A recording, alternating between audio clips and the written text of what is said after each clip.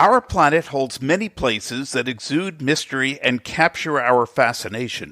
Egypt has the pyramids and the Sphinx. Nevada has Area 51. The Atlantic Ocean has the Bermuda Triangle. But perhaps nowhere on Earth has the lore of Loch Ness in Scotland. Its main attraction is the possible existence of a Loch Ness monster, affectionately called Nessie. Alan McKenna leads regular explorations of the lake. You can come along if you believe in the Loch Ness monster. That's fantastic. If you don't, you're still equally welcome to be involved with us to study the natural environment and the behaviour of the loch, because that's just, again, as equally as fascinating as the monster mystery. He's chasing the magic of Loch Ness, and he's here to talk about it. I'm Steve Fisher, and this is Life Slices. I'm going to start with an easy question for you. Who is Alan McKenna? Oh, Jesus. That's not an easy question. Depends how much you want to know. Introduce yourself to the audience. So I guess, as you said, I'm Alan Roderick McKenna from Scotland, and I'm the founder of Loch Ness Exploration, which is just, well, I'm hoping it's in the spirit of the original Loch Ness Investigation Bureau, which ran from 1962 to 1972. So I go up to the loch every month where I conduct surface watches as well as hydrophone experiments within the loch, which has been really fascinating so far. I'm currently working in partnership with the Loch Ness Centre, who have very kindly given us some funding to go away and do these things, which is fantastic. So, and we had we buddied up this year in August 2013. That's the Shetland in me. We buddied up in August, this year, to conduct a weekend called The Quest, where we asked for as many volunteers as we possibly could to come along with us to watch the surface of the loch. But yeah, I've been into Loch Ness since I've been a wee boy, since I've been a child. I've absolutely loved the whole story behind it, as well as the story of the Loch Ness Monster. But of course, it's not just about Nessie. The environment itself, I find equally as fascinating. And that's me. I mean, I would love to do this full time, but I don't, unfortunately. I'm actually a full-time social worker with the local authority. So it's quite difficult to job. I can imagine. We're going to get to that in a minute. But for the rare individual who doesn't know, who is Nessie? I've always said this to people. Nessie can change depending on who is looking at the loch or what they're viewing, for example. The morphology of Nessie I find really quite fascinating, because some people don't report obviously seeing the long neck. It's just a solid hump. Some people have reported like horns at the top of the head. Some people haven't. Some people have said it looks like a sheep's head and a horse head and a really, really small head. So there's loads of different sightings that kind of contradict one another. But the most common one obviously is the upturned boat, the multiple humps. I think over time a lot of those can be explained. I myself have seen that, and it's very misleading if you're not aware of the environment and how the loch can play tricks on your mind, I guess. But the main candidates are always the classic plesiosaur. Steve Felton believes it may have been a catfish. Adrian Shine from Loch Ness Project will say that it's a sturgeon. It had long neck seals, Greenland sharks, it's giant eels, you name it. There's so many different theories on what it is we're supposed to be looking for. If I had the answer, I wouldn't be there. I'd be quite happy. I think if I found out tomorrow what it was, I'd be okay with that, just knowing, and that's okay with me. But at the same time, I'm not quite prepared to put the nail in my coffin and say exactly what it is, because I don't know. Nobody knows. I mean, we could only go with really, if you throw out all potential physical evidence, whether that's pictures, videos, those kind of things, then all we really have to go on is eyewitness testimony. So again, we're relying on that person and their eyes and their memory of what they've seen, what they've observed. And that morphology, again, has changed so many times throughout the years, depending on who's looking at it. Is there something in the weeds and flowers around Loch Ness that just kind of creates a high that makes you see invisible creatures or something? I mean, who knows? Who knows? I mean, there's good mushrooms in Scotland. I know that much. I'll be right there. I'm joking. So, what is the Loch Ness exploration? So, as I've said, it's kind of a shadow of the original Loch Ness Investigation Bureau, which ran for 10 years. So it started off as me. I mean, I go up there every month regardless to conduct these hydrophone experiments. But along the way, I invite people to come along with me. What I tend to do every month is that I will post several locations or observation points where if someone wants to come with me, a volunteer wants to come with us, they'll be placed at A, B or C, whatever it is, and I'll be somewhere else. And it was just about getting as many eyes as we possibly can on the loch to do the surface watch. Because we're a voluntary group, we don't have the funds that we wish to have to take the search below the surface. You've got to have big bucks to do that, unfortunately. But, touch wood, I still firmly believe and confident that we'll get there one day to do that, which is quite exciting. But yeah, it's not just for those who believe in the Loch Ness Monster. It's for those who have branded themselves or they've got a label as a skeptic. I don't like those two labels. I don't like the label of believer and skeptic,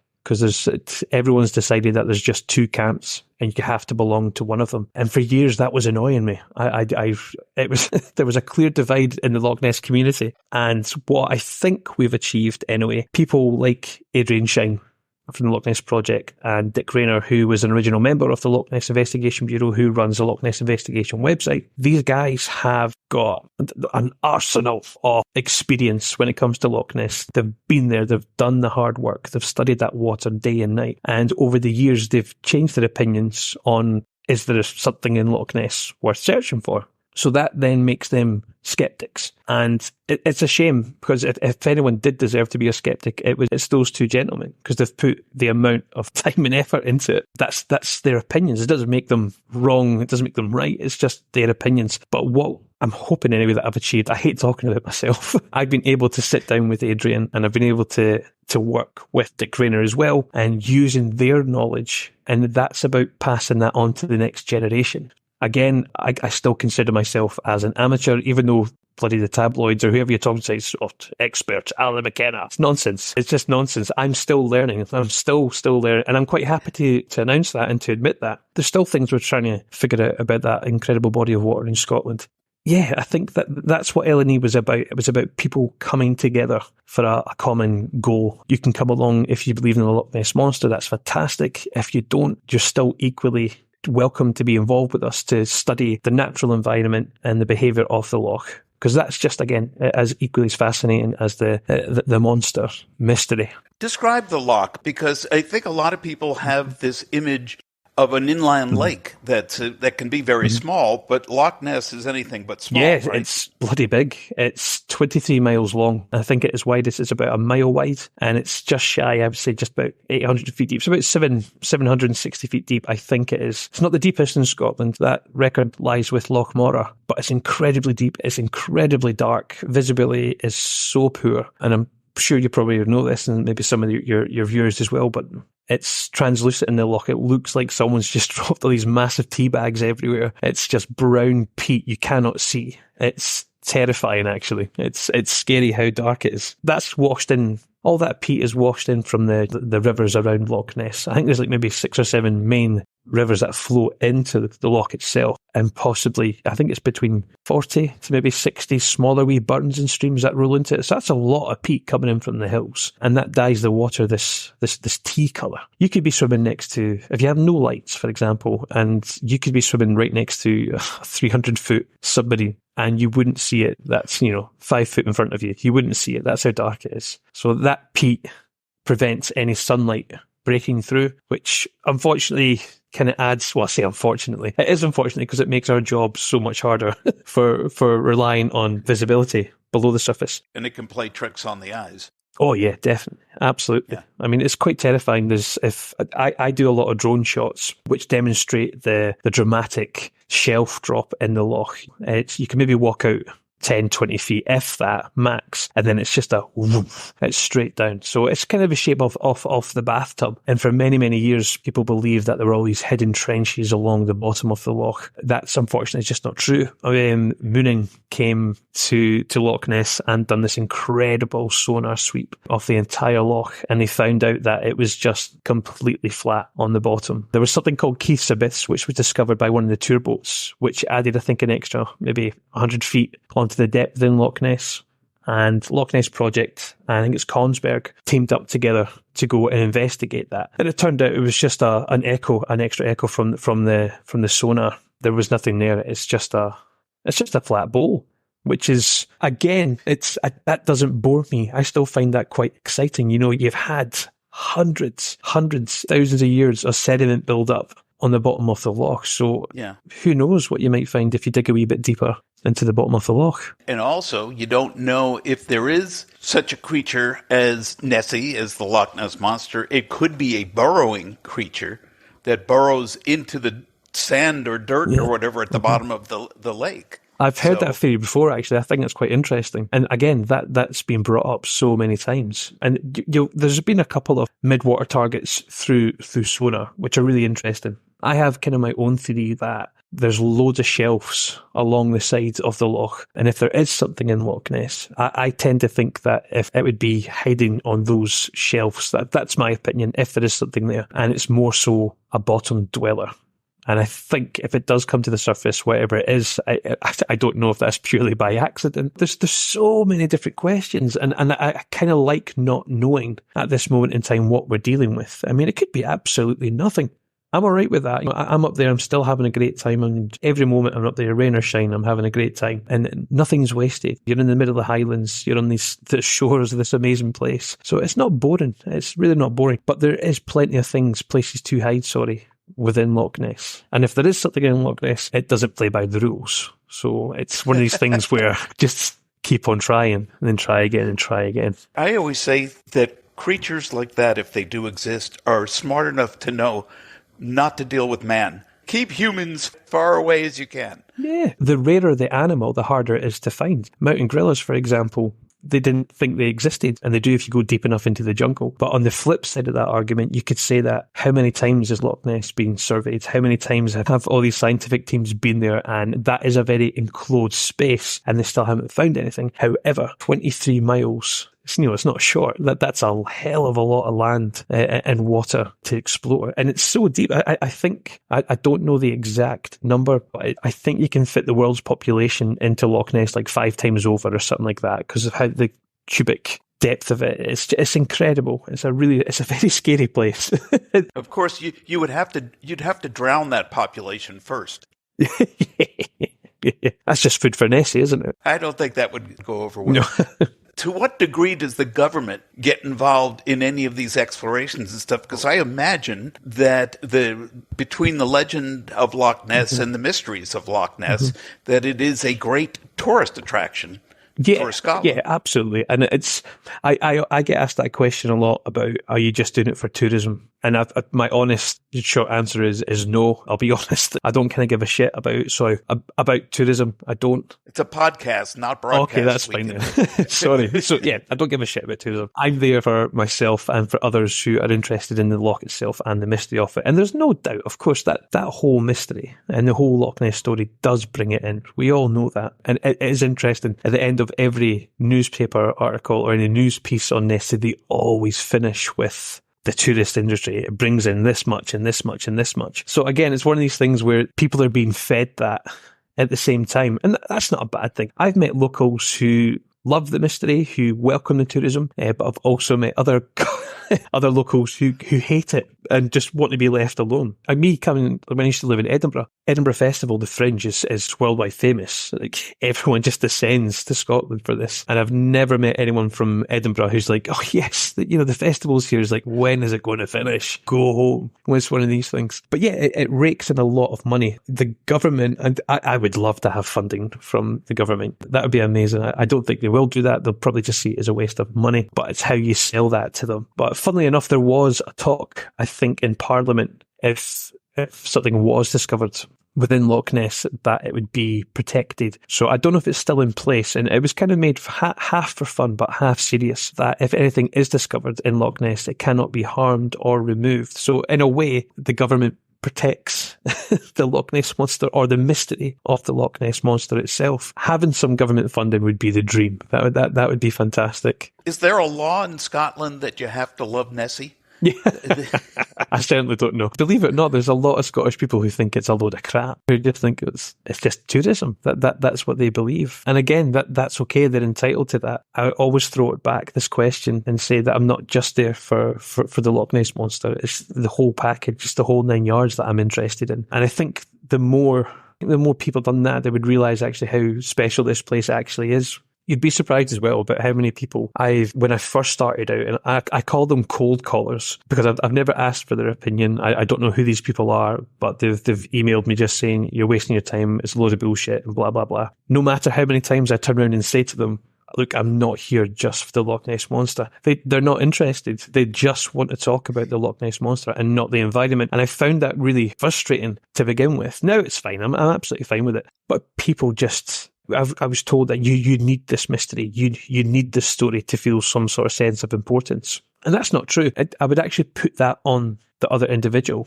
Just saying, well, I've told you I'm here for the environment as well, but all you want to do is talk about the Loch Ness Monster. So skeptic or believer, whatever you want to call it, those two labels, everyone's is invested in it. But it just annoys me if people don't focus on the natural environment and they just want to have this really boring round in circles debate about what it is, what it's not, and blah, blah, blah. It's easy enough to write a book on saying the Loch Ness Monster doesn't exist. But what I found out, the people that were writing these books or articles didn't do any heavy grafting. They didn't do any of the big long work that requires any experiments, things like that at the Loch. They're just going by with what other people have said beforehand. I may be wrong about that. I'm possibly that there has been people that have been up there, but it's far more exciting thinking that there might be something there. And again, it's so good. See, when like a couple of weeks ago when I was at Temple Pier doing the hydrophone at night time, it was brilliant. It was just me down at Temple Pier. It was pitch black. The moon came out eventually behind the clouds, and it was the most tranquil, peaceful couple of hours I've ever had just with the headphones on and just listening to the story of the Loch and these amazing sounds that we could hear.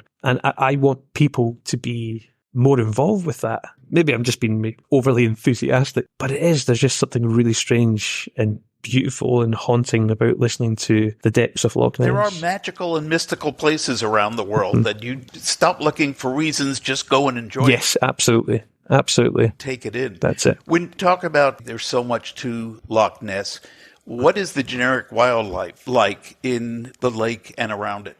There's a variety of different fish species within Loch. Trout, salmon. You get the pike in now and again. We have seals. They don't live in the loch, but they occasionally do get in via the River Ness. I think it would be quite difficult for them to come through the canal. They do. I'm sure at some stage they probably have, but they tend to come up the River Ness. Does Loch Ness connect to the sea? It does, yeah. So it's... I should actually mention this when you were talking to me, asking about what Loch Ness and what it looks like. Loch Ness actually sits on the Great Fault Line within Scotland. And if you look at it from an aerial map, it literally splits Scotland in two. And that runs from Fort William all the way to Inverness. I think there's 2 or 3 other lochs that link that together. But that obviously as well links in with Caledonian Canal, which eventually hits the River Ness. So yeah, other animals do enter the loch, absolutely. You've got a lot of deer around the sides of the loch. We've got otters around there, loads of bird life. There's plenty there. There's absolutely plenty there. There's even some, I don't know what they're called, but we do have reptiles in Scotland, but they're very, very small. But I don't know if they're around the loch or not. I'm not entirely sure. Certainly frogs are, like amphibians and whatnot. But yeah, there's a fair few. I've heard there are giant eels in the loch, and that Nessie could in fact be a giant eel. Is that, when we're talking about giant eels, how big are they? So this is where it gets mixed up a lot. If you're going with eyewitness testimony, some people have said that they've seen a large eel within Loch Ness, but there's been zero proof of any large eels within Loch Ness. There's a couple of videos actually from, I think it was Dick Rayner who actually took this video and discovered eels were behaving really strangely in the loch. They were almost like standing still in the sand, the sediment. So I don't know if it was a defence mechanism that Mr. Wolf's coming, everyone freeze. That was a camera. He caught that, and it's really, really interesting. Neil Gemmell, a professor from New Zealand, did that eDNA study on the loch, and it was great watching that. Slightly disappointed with the answer. The media circus made it this huge big reveal, and it just turned out that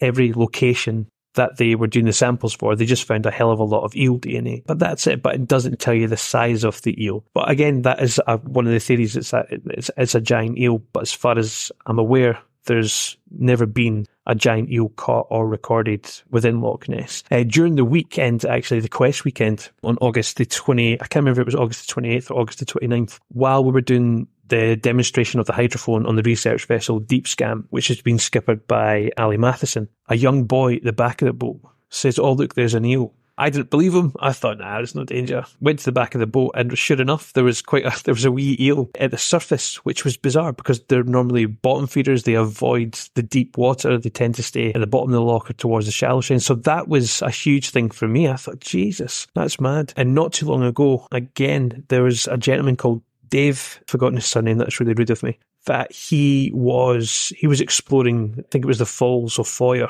which is on the south bank of Loch Ness. He found eels crawling up the rock face, which was incredible. I've never seen that before as well. So if anyone wants to see that footage, I think it's on the Loch Ness Exploration Facebook page. I'm sure it's on there and on Dave's page itself as well. But yeah, a giant eel, that's a plausible, I think probably the most logical explanation what people have seen. However, if you watch an eel swim, even on the surface of the water, it's still very serpentine in fashion, whereas sightings of the Loch Ness Monster show a straight wake. You know, that torpedo thing, what Steve Feltham seen all those years ago. I've never seen or heard about an incident where they're seeing something wriggle through the loch, which is very strange. Arguably, the most famous photo of Nessie was the one from the 30s that was debunked, right? That was proven to be... The surgeon's photo? Uh-huh. Is it the long neck one? Yeah. Yeah. It's, I mean, again, I was a wee boy when I saw those pictures, so I was convinced that, wow, this is it, you know, there is something in Loch Ness. I think his name was Alistair Boyle who debunked it. But that's still, it's still a complex conversation to have because there's so many people who believe that it's not a hoax, that it's the real deal. And still, it still goes on to this and there is arguments for that. I'm not too sure what they are. Yeah, you'd be surprised how many people still hold on to that. I personally do believe it's a hoax. I think it's been quite explained very, very well. And that doesn't do the damage at all to the mystery. It kind of just adds to it, in my opinion. But yeah, there's a lot of people out there that still take those pictures as legit. That's the real deal. That shows the Loch Ness Monster. It depends. It's all to do with your belief system and what you think, really. And I'll never shout at anyone for saying that. That's their opinion. And I'm all up for that. I'm all up for variety. It's best. If we all agreed, how boring life would be, you know? Well, I grew up, there was a cartoon called Beanie and Cecil, where I forget which one was which, but one was a little boy and the other one was a sea serpent. Right, okay. His friend. And that's what I think of when I think of Nessie. Mm-hmm. Mm-hmm. And I think, okay, whatever it is, whatever kind of creature it is, first of all, I hope it's real. Yeah. I'm the type of person, I want that to be real, mm-hmm. and I hope it's friendly. And it could come live with me. I don't know if I have room in my house, but I have a big backyard. So build a pond. You'll be all right. It's like, come on over, Nessie. This would be great. When you go out on an exploration, mm-hmm. how many people do you tend to have with you? It depends, really. When we first started out, we were getting 2 or 3 people coming along with us, and it's never really exceeded 4 people, I have to say. But again, it's not a bad thing, and asking them to come out every month is quite a big ask, because I know, especially in today's kind of climate, money is extremely tight. But more so, it's myself that I go up there when I'm doing these things, and Steve Feltham said it the other day there, and he's right that hydrophone listening, or the experiment, what you want to call it, it's not a spectator sport. You've got to have the patience. You've got to have the absolute discipline just to sit there for hours on end and just listening. Thankfully, I've got that, but I wouldn't ask anyone to come along and just sit and watch me doing the hydrophone stuff. So again, I let people know where I'm going to be. If they want to come up that weekend, by all means, they can go and watch from different viewpoints if they want to come along. If not, it's fine. And again, it was all about inspiring a new generation, I guess, of the Loch Ness mystery and the story of that. And the Loch Ness Centre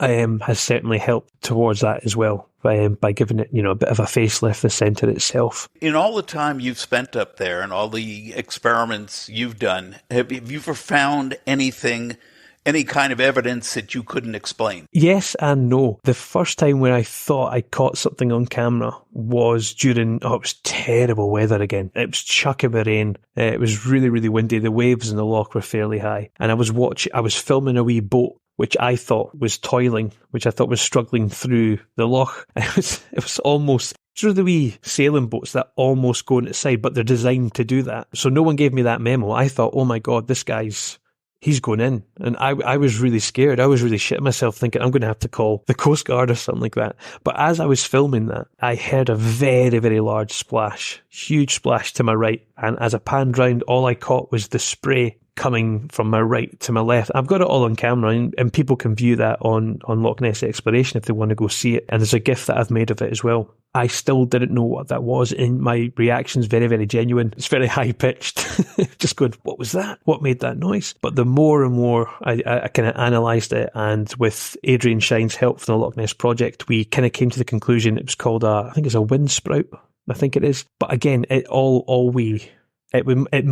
splash that I heard just must have been a combination of waves hitting each other, and it's caused that spray to come up and move down the loch, which is really interesting. But I stayed there for hours on end, and I never saw that phenomenon again. I never caught that, so that was quite interesting. And then again, another splash. This one I can't explain yet, and it's going into my report, which I'm hopefully going to release on Friday. It's so overdue because I was up there on the 28th, and it should have been out about a week ago. It's so overdue. But I arrived at Temple Pier where I was doing the nighttime recording. As I got out my car, and the water was calm that night, it was pretty rough throughout the day, but at night time when the sun went down, the loch was so much calmer. The wind had dropped significantly. As I got out, I heard again another fairly loud splash that came from beyond the fence at Urquhart Bay, which leads on to Urquhart Woods. Now that area is fairly shallow, but we've had some pretty horrific rain in Scotland recently. Surprise, surprise. So the water levels have risen a wee bit. So I still don't know what that splash was. I mean, it could have been a deer. It could have been a seal. It could have been a fish jumping out. I don't know. But again, it was a one-off, and I was there for hours. I never heard that splash again. It could have been a local resident who knew you were out with one of your explorations and took a dive just to mess with you. Absolutely. No, that's true. But that's in my report. That's actually one of the explanations that I put in, because I make all my locations public so people can find me if they want to come along. So that 100% crossed my mind, thinking, is someone just pulling my leg here? But again, it was a pretty profound big splash, and I was thinking, what on earth was that? It could have been even something as simple as a large branch coming off a tree and hitting the loch. And I'm always very, very clear about that. Not every ripple and not every wake shows a Loch Ness monster. You have to be logical about certain things. And it could have been a spaceship for aliens looking for the Loch Ness Monster. That's it. They're here to refuel, and that's it. Or they're picking them up. I don't know. If people, we're almost out of time here, but if people want to go on one of your explorations, how do they go about it? They just join into the Facebook page, which is Loch Ness Exploration.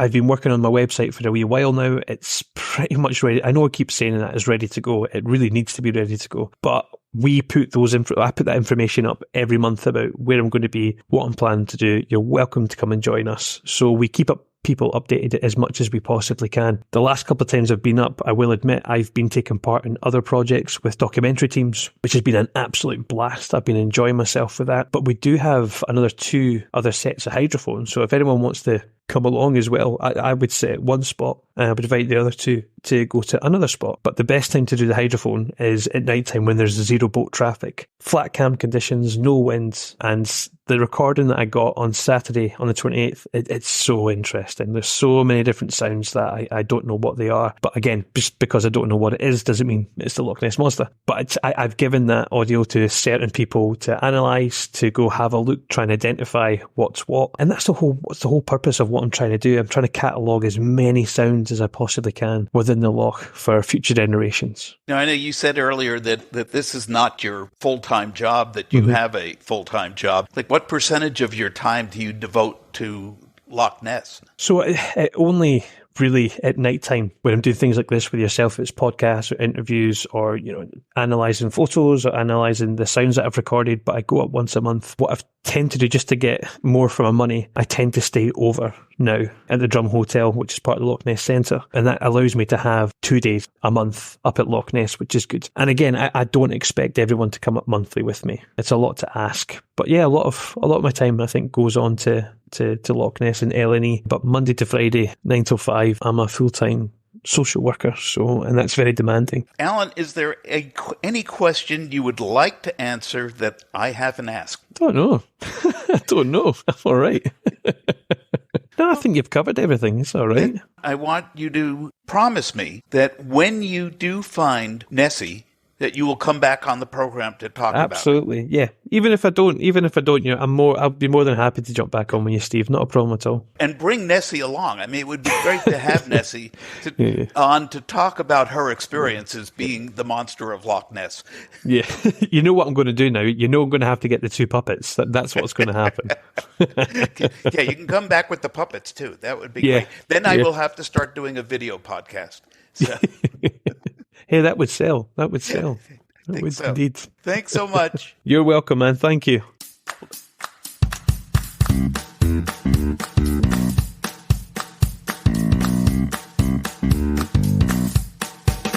My thanks to Alan McKenna for sharing some of his experiences searching Loch Ness.